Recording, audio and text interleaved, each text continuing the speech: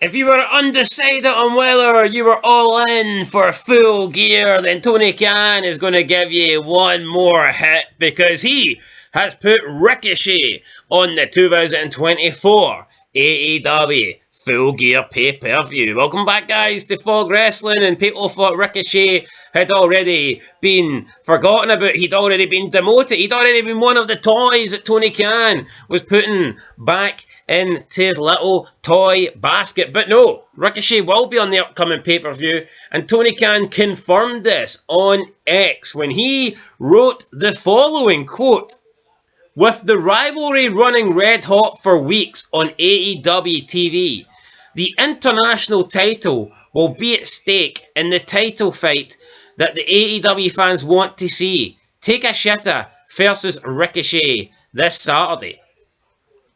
You can see highlights from the exciting Takeshita versus Ricochet rivalry, plus the background for all the major rivalries set to explode this Saturday at hashtag AEW Full Gear Pay-Per-View in the updated nearly 9-minute AEW November Rain music video set for Friday night, hashtag AEW Rampage on TNT. End of quote.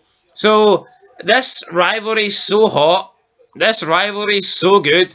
It's been red hot, running for weeks, and it had to be announced on Twitter by Tony Khan.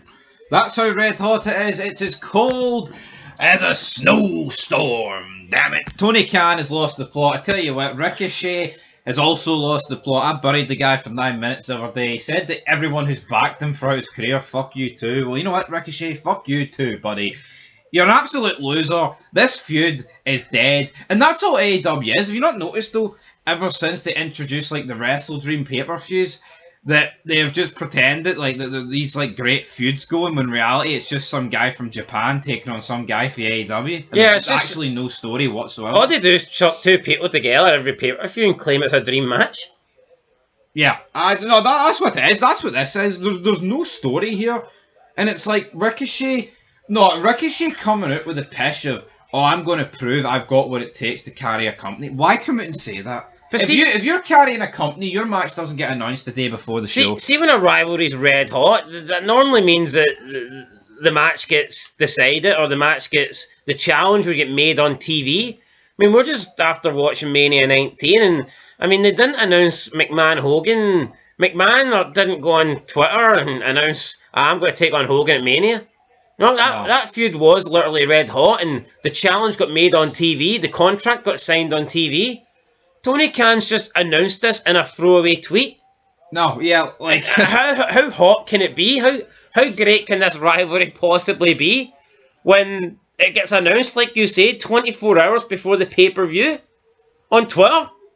Doesn't matter whether it was Twitter, Instagram, or fucking Facebook. That's not the point. The point is, it's been announced online in such a throwaway manner 24 hours before the event.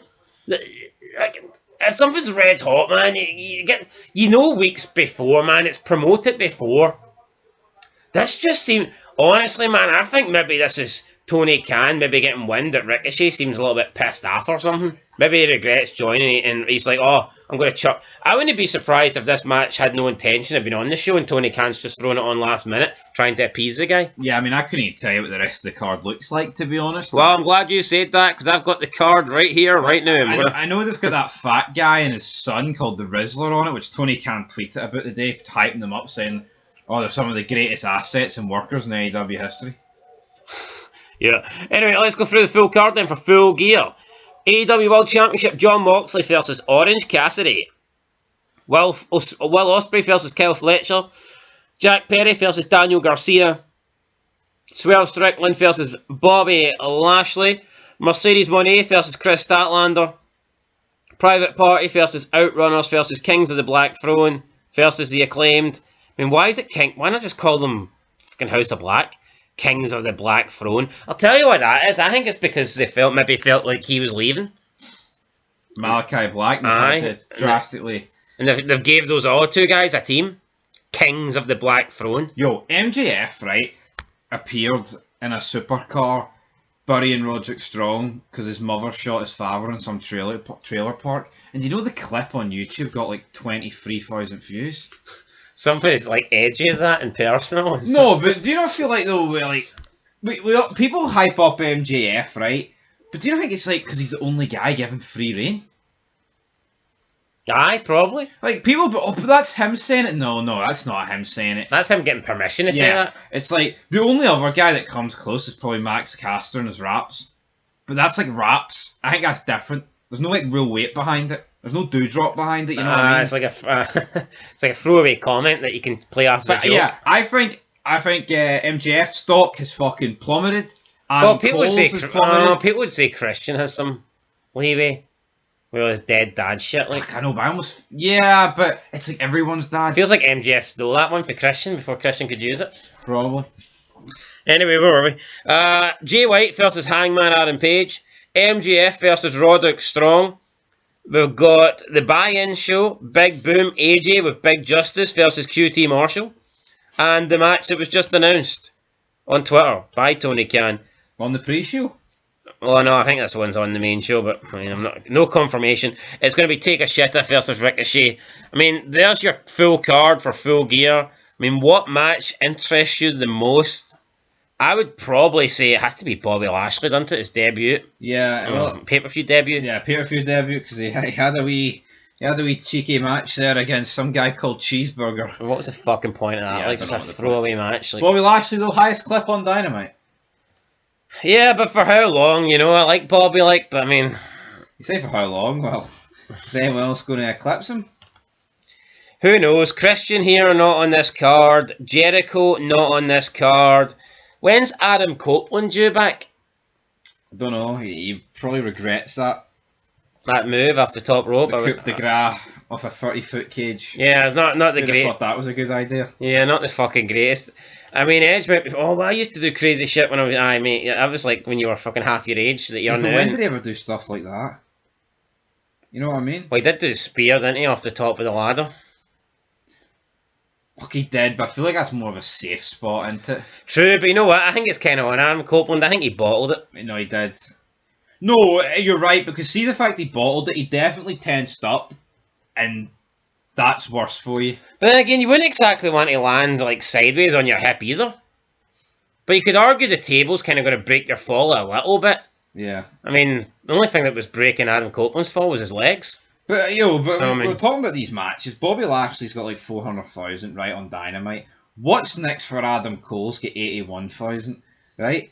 Roderick Strong responds to MJF's comments, 35,000. MJF sends a message to his opponent. Now, that's had like 2 days, 53,000. It's him sitting on the hood of a supercar. It's like, what happened to the bidding war of 2024? Oh, those ratings, right? Danny Garcia and Daddy Magic kidnap Jack Perry, 44,000 views.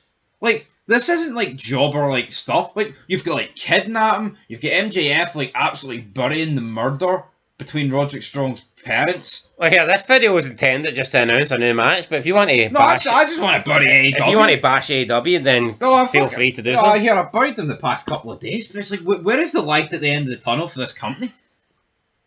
People, and I don't get the people, right, that are sucking off Triple H's big nose, because why are people pretending that AEW in the past few weeks has suddenly got nosedived when it's been shite for this entire year?